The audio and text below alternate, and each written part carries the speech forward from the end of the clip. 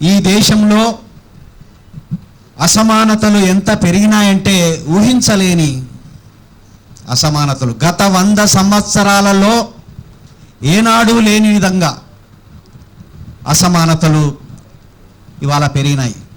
అంటే మనలను పాలించిన బ్రిటిష్ సామ్రాజ్యవాదుల కాలంలో కూడా ఇంత అసమానతలు లేవు. ఎంత అసమానతలు ఉన్నాయంటే 1% జనాభా, 1% అత్యధిక ధనవంతులు ఈ దేశంలో 40% సంపదను ఇవాళ కలిగి ఉన్నారు. ఈ అనార్గనైజ్డ్ సెక్టర్, ఆటో వర్కర్స్ కావచ్చు, లేకుంటే వలస కూలీలు కావచ్చు, లారీ డ్రైవర్లు కావచ్చు, ఇట్లా అసంఘటిత వర్గం ఈ దేశంలో ఎవరైనా అడిగితే ఈ దేశ భవిష్యత్తు ఎవరి చేతిలో ఉంది అని అడిగితే మనం చెప్పవలసింది ఏమంటే ఈ దేశ భవిష్యత్తు అనేది అసంఘటిత కార్మికుల వాళ్ళలోనే ఉంది. వాళ్ళు లేకుండా, అసంఘటిత కార్మికులను సంఘటితం చేయకుండా ఈ దేశంలో ఏ రకమైన మార్పు కూడా రాదనేది అర్థం చేసుకోవాల్సిన విషయం. ఎందుకంటే కార్మికులలో 194 మంది అసంఘటిత కార్మికులు. వీళ్ళు లేకుండా సమాజం ఎట్లా మారుతుంది? కాబట్టి ఇటువంటి మహాసభలకు నన్ను ఆహ్వానించినందుకు చాలా సంతోషంగా ఉంది. ఇక ఒక 2-3 విషయాలే నేను చెప్పదలుచుకున్నాను. ఇంతకుముందు చెప్పినట్టుగా మోడీ కాలంలో 2014 నుంచి ఇప్పటికి తీసుకుంటే ఒక 10% మంది, ఆక్స్ఫామ్ రిపోర్ట్ ప్రకారం 10% మంది చేతుల్లో 77% ఇవాళ మొత్తం దేశ సంపదను కైవసం చేసుకున్నారు. ఎట్లా కైవసం చేసుకుంటారు? ఎవరి ప్రోత్సాహంతో కైవసం చేసుకుంటారు? ఆదాని అనేవాడు 2014లో వానికున్న ఆస్తి విలువ 6,600 కోట్లు. కానీ 2023లో 23 లక్షల కోట్లు సంపాదించాడు. ఎట్లా సంపాదిస్తాడు? మనం రోజు ఎంత కష్టపడ్డా కూడా 1000 రూపాయలు సంపాదించలేకపోతున్నాం. కానీ ఒక లెక్క ప్రకారం మోడీ కాలంలో ఆదాని ఒక రోజుకు 1000 కోట్లు సంపాదించాడు. సంపాదించడం అంటే సంపాదించి కాదు, దోసుక తినడమే. దేశ సంపదను ఇవాళ దోసుక తిని అదే ఆక్స్ఫామ్ రిపోర్ట్లో ఏం చెప్పారంటే ఈ ఆదాయానికి పెరిగిన ఆదాయం, మొత్తం ఆదాయం కూడా కాదు, పెరిగిన ఆదాయం మీద కనుక 5% పన్నులేస్తే 50,000 టీచర్లకు జీతాలు ఇవ్వచ్చు అని వాళ్ళు చెప్పారు. అంటే పన్నులు కూడా వేయట్లేదు వాళ్ళ మీద.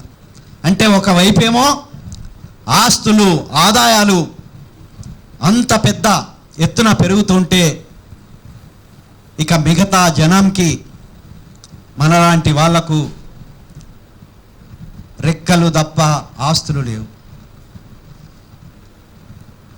కూలీలు కానీ, వలస కూలీలు కానీ, ఆటో కార్మికులు కానీ, అందులో అసంఘటిత కార్మికులు, ఇంకేమీ ఆస్తి లేదు.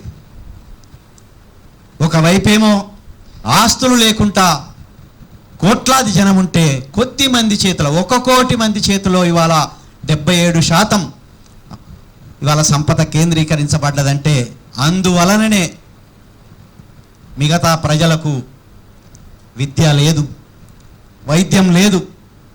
ఇంతకుముందు అన్నట్టు ధనవంతుల పిల్లలకైతే ఆక్రిడ్జ్ స్కూల్, కేసీఆర్ మనవడు అక్కడ చదువుకున్నాడు. ఏసీ గదులు, ఏసీ బస్సులు, స్విమ్మింగ్ పూల్స్. మనలాంటి పేద పిల్లల వాళ్ళు చదువుకునే పాఠశాలల్లో అయితే తరగతి గదులు లేవు. ఏసీ గదులు పక్కకు పెట్టండి, తరగతి గదులు లేదు. గది లోపలికి పోతే అది ఎప్పుడు కూలిపోతుందో పెచ్చులు ఊడుతున్న సీలింగ్లు ఎక్కడికి పోయినా కూడా.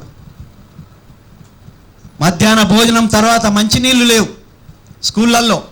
పేద ప్రజల పిల్లలకైతే ప్రహారీ గోడలు లేవు, టీచర్లు లేవు, టీచర్లు లేని స్కూళ్ళు. ఒకే గదిలో 5 తరగతులు చెప్పే స్కూళ్ళు. అంటే ఇంత అసమానతలు అవసరమా ఈ దేశంలో? ఒకరికేమో ఏసీ గదులు, ఏసీ బస్సులు, మిగతా వాళ్లకు గదులే లేకుండా, టీచర్లే లేకుండా, చదువు ఇవ్వకుండా ఇంత అసమానతలు ఉంటాయా? అంతేకాదు, ఇక ఉన్న పాఠశాలల్లో కూడా చదువే లేదు. నేను అప్పుడప్పుడు మన ఆటో వాళ్ళని కూడా అడుగుతూ ఉంటా, ఎక్కడి నుంచి అంటే మేము మహబూబ్ నగర్. ఎవరిని అడిగినాడా? మేము మహబూబ్ నగర్, లేకపోతే మేము నల్గొండ. మరి ఏంటి మీరు, మీ పిల్లలు ఎక్కడ చదువుతున్నారంటే ప్రైవేట్ స్కూల్లో సార్.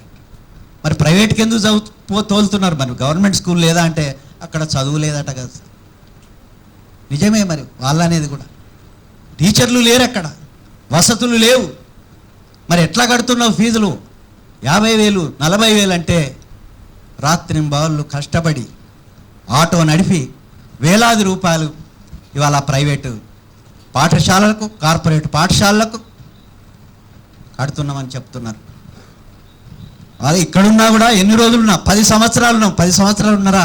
ఏమన్నా ఇల్లు ఉందా అంటే ఇల్లు ఎక్కడి సార్, కిరాయికి. అంటే ఒకవైపు ఈ రకంగా ఇండ్లు లేక, తమ పిల్లలను చదివించుకోలేక, ఇక వైద్యం అయితే తెలియతే ఇక మనం చెప్పొద్దు. ఊళ్ళలోకి పోయి ఎవరినన్ను అడిగితే ఏమన్నా రోగం వస్తే ఇంకేముంది సార్, ఇక మేము హాస్పిటల్కి పోలేం.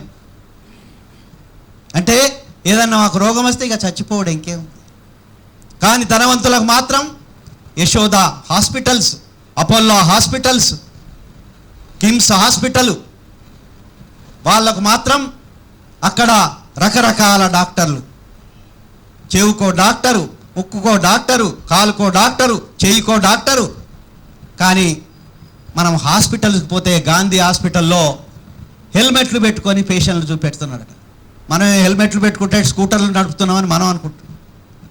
హెల్మెట్లు ఎందుకు పెట్టుకున్నారని డాక్టర్స్ అడిగితే, సార్ ఈ ఫ్యాన్ ఎప్పుడు పడిపోతుందో తెలియదు, ఈ బిల్డింగ్ ఎప్పుడు కూడుతుందో తెలియదు, పేషెంట్ల ప్రాణాలు పక్కకు పెట్టండి, మా ప్రాణాలు కాపాడుకోవాలి మేమని వాళ్ళు అంటున్నారు.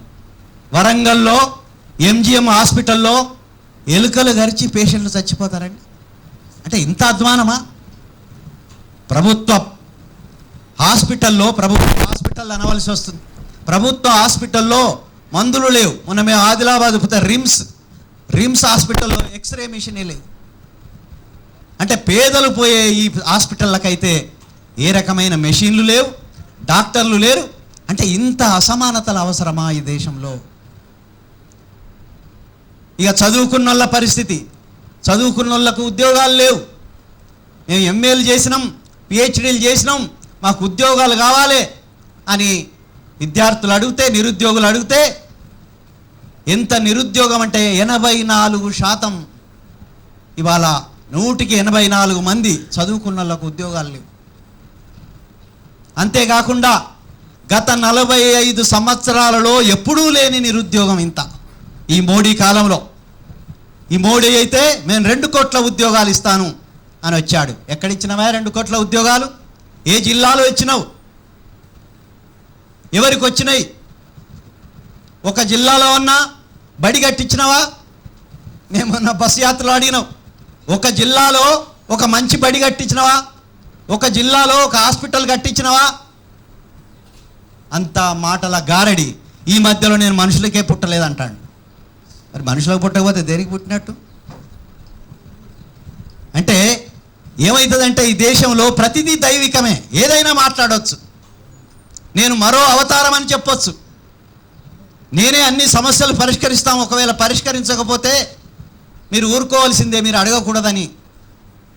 ఇట్లా గత 10 సంవత్సరాలలో అటు మోడీ, ఇటు కేసీఆర్ అయితే కేజీ టు పీజీ ఉచిత విద్య ఇస్తానని అన్నాడు అప్పుడు. కానీ జరిగింది ఏమిటి? కేజీ నుంచి పీజీ వరకు విద్యను బజార్లో పెట్టి అమ్మేశాడు. పార్టీ అంటే ఈ మాత్రం కూడా సోయి లేదు. కనీసం పార్టీ నాయకులకు ఏమన్నా ఇస్తే ఎవడన్నా ఏమన్నా అనుకుంటాడని కూడా లేదు. పార్టీ నాయకులకు, మంత్రులకు యూనివర్సిటీలు ఇచ్చిండు. మల్లారెడ్డి యూనివర్సిటీ, లేకపోతే అనురాగ్ యూనివర్సిటీ, ఇట్లా ఒకవైపేమో ధనవంతులకి ఇలా పేదలకి ఇలా ఇంత అసమానతలు చెప్పుకుంటూ పోతే ప్రతి రంగంలో ఇంత అసమానతలు ఉన్నాయి. మిత్రులారా, దీనికి కారణం ఏమిటి? దీనికి కారణం ఏమిటి అని అంటే దోపిడీ వ్యవస్థ. ఇది మనం అర్థం చేసుకోవాలి. ఈ దోపిడీ వ్యవస్థలో శ్రమశక్తిని దోచుకున్న రాబందులది రాజ్యం. కార్మికుల శ్రమశక్తిని దోచుకొని ఎట్లొస్తాయి లాభాలు? ఒక మహా తత్వవేత్త మార్క్స్ అన్నట్టు కన్నములో ఉన్న దొంగలను కన్నములోనే పట్టేశాడు మార్క్స్. మీకొచ్చే లాభాలు ఎక్కడి నుంచి వస్తున్నాయి చెప్పండి? కార్మికులు కనుక పని చేయకపోతే మీ లాభం ఎక్కడి నుంచి వస్తుంది?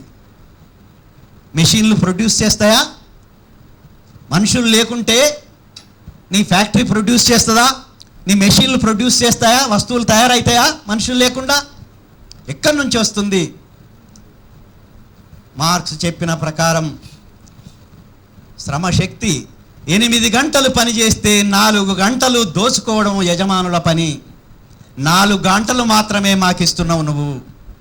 నా జీతము నేను పని చేసినప్పుడు 4 గంటల్లోనే నా జీతానికి సమానమైన వస్తువులను తయారు చేసిన. మరి 4 గంటల తర్వాత నేను పొమ్మంటే నన్ను పోనిస్తావా? పోనివ్వడు. 8 గంటలు పని చేయవలసిందే. ఆ 4 గంటలు ఎవరి కోసం అంటే యజమానుల కోసం. అందుకోసమే అక్కడ లాభాలు వస్తున్నాయి.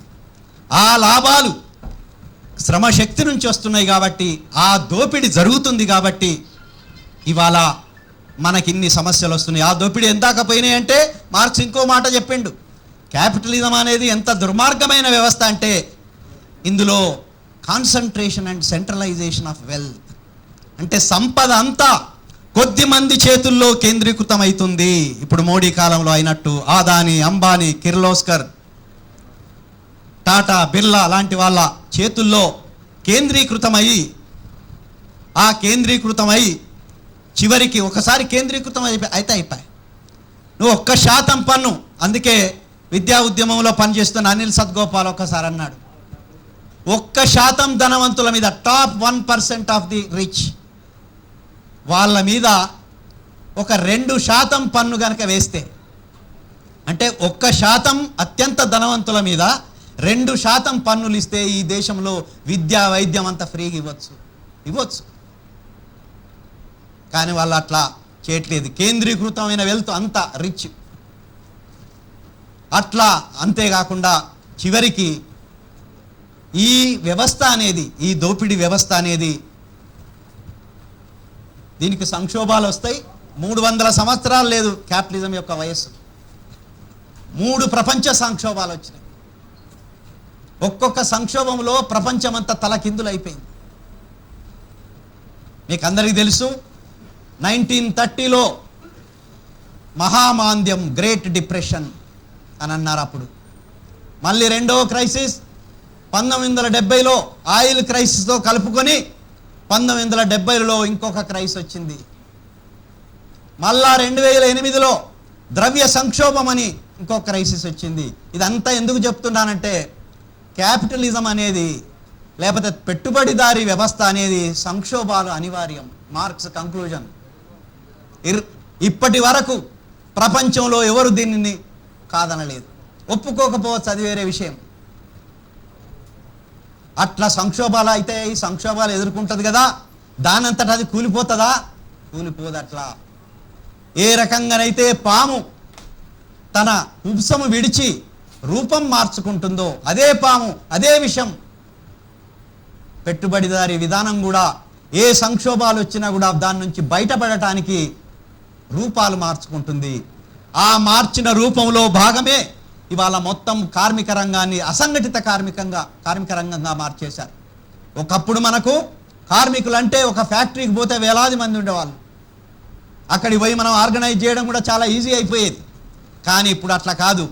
1990 తర్వాత 1970లో వచ్చిన ఆ సంక్షోభానికి ఒక మార్గంగా వాళ్ళు చేసింది ఏంటంటే లిబరలైజేషన్, ప్రైవేటైజేషన్, గ్లోబలైజేషన్ అని తీసుకొచ్చారు.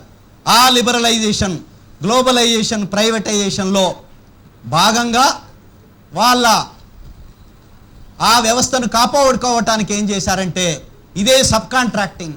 ఇవాళ కార్మికులు ఎక్కడున్నారండి? అంత సబ్ కాంట్రాక్టింగ్. చిన్న చిన్న పరిశ్రమలు, పెద్ద పరిశ్రమ ఒకటి ఉంటుంది, దానికి సంబంధించిన చిన్న చిన్న ఏమన్నా పరికరాలు ఉంటే మీరు తయారు చేయండి అని చిన్న చిన్న పరిశ్రమలుగా మార్చేసి, ఆ చిన్న పరిశ్రమలు ఎందుకు మార్చారంటే రేపు సంఘటితం కావద్దు. వీళ్ళు సంఘటితం అయితే అడుగుతారు, లాభాలు ఎవరి నుంచి వచ్చినాయని అడుగుతారు.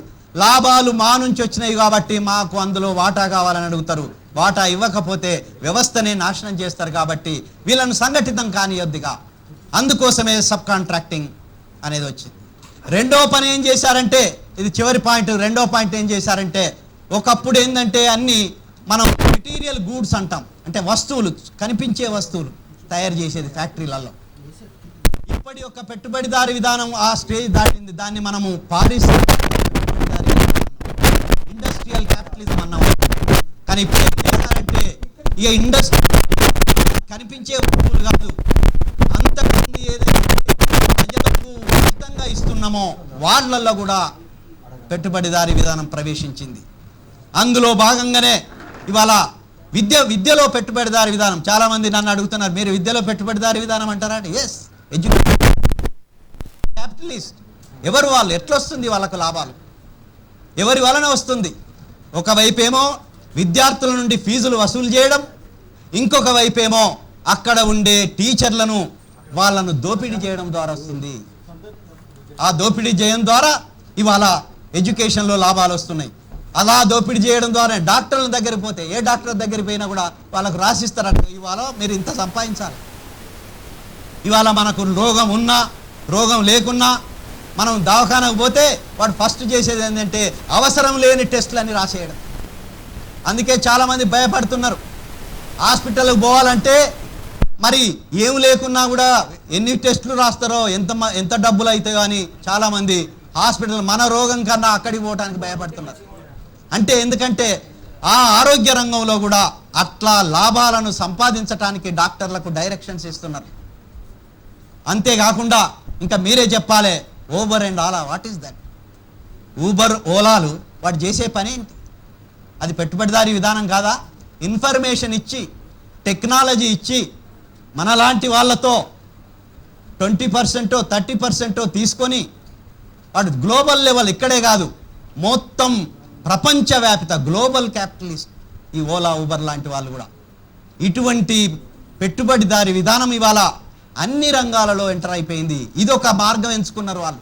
లాభాలు అలాగే ఉంచుకొని కార్మికులకు నుంచి వ్యతిరేకత రాకుండా ఉండటానికి ఏంటంటే రకరకాల మార్గాలలో, ఒకటేమో సబ్ కాంట్రాక్టింగ్, చిన్న పరిశ్రమలు, ఎంఎస్ఎంఈలు, ఇంకొక వైపేమో సర్వీస్ రంగం కూడా, దాన్ని కూడా ఒక పెట్టుబడిదారీ విధానానికి ఒక ఇన్వెస్ట్ చేయడానికి ఒక రంగంగా ఎంచుకొని ఇవాళ కాదేది కవితకు అనర్హం అన్నట్టు ఇవాళ బిజినెస్కు కాదేది అనర్హం, విద్య అనర్హమా, వైద్యం అనర్హమా, ట్రాన్స్పోర్ట్ అనర్హమా, ఏది అనర్హం కాకుండా ఇవాళ మొత్తం పెట్టుబడిదారీ విధానం ఎంటర్ అయింది. ఈ పెట్టుబడిదారీ విధానం అనేది దోపిడీ విధానం. ఈ దోపిడీ విధానానికి వ్యతిరేకంగా పోరాడకుండా మనం మన సమస్యలను సంపూర్ణంగా పరిష్కరించలేము. కొంత చేసుకోవచ్చు, మనం వేజెస్ పెంచుకోవచ్చు, విద్యా వైద్యాన్ని కొంతవరకు మనం సాధించుకోవాలి. ఇవాళ ప్రభుత్వ పాఠశాలలు, ప్రభుత్వ హాస్పిటల్స్ బాగు చేసుకోవాలి, ఎంప్లాయ్మెంట్ కోసం పోరాడాలి. కానీ చివరికి సంపూర్ణంగా మనం అందరికీ సమానమైన నాణ్యమైన విద్య కానీ వైద్యం కానీ అందాలంటే ఈ వ్యవస్థను ఊకటి వేళ్లతో పీకేస్తే తప్ప మనకు దీనికి సొల్యూషన్ లేదని చెబుతూ నాకు ఈ అవకాశం ఇచ్చిన మిత్రులకు ధన్యవాదాలు తెలుపుతూ సెలవు తీసుకుంటున్నాను.